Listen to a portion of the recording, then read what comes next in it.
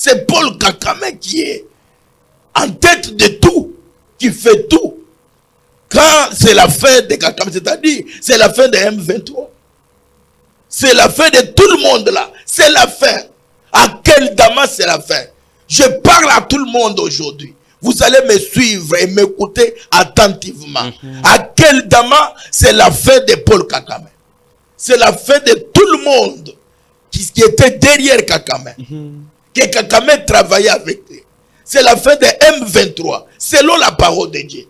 Parce que Judas a pris l'argent. Il était dans la joie, non? Quand il a pris l'argent, il était dans la joie. Mais après, il a commencé à pleurer. Parce qu'il a trahi. Pour que le sang coule. Quand le sang coule, là où il y a le sang coule. Laisse-moi te dire que même si après 50 ans, toi aussi tu vas pleurer.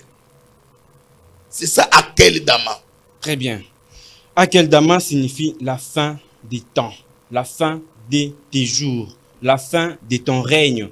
Même si cela a duré 30 ans, tu finiras toujours par répondre de tes actes parce que Dieu est juste. Revenons à la question. Oui. À l'issue des échanges qu'il y a eu entre les deux chefs d'État, Tshisekedi et Kagame, est-ce qu'on peut dire que dans les tout prochains jours, la paix va s'installer dans notre pays parce qu'il y avait un cessez-le-feu qui a été décidé immédiatement et sans condition? La Bible me dit ceci.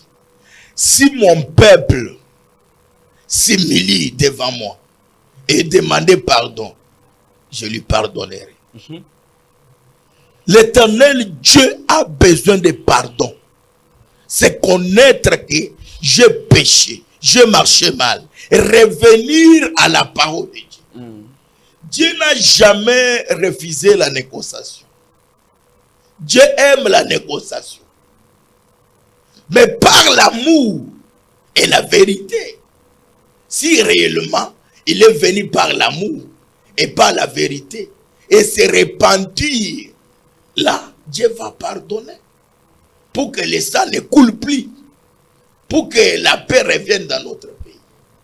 Donc, on peut dire que lorsque Paul Kagame est revenu à la raison pour accepter un cessez-le-feu immédiat et inconditionnel, il peut bénéficier aussi du pardon de Dieu. Pardon de Dieu, c'est-à-dire, c'est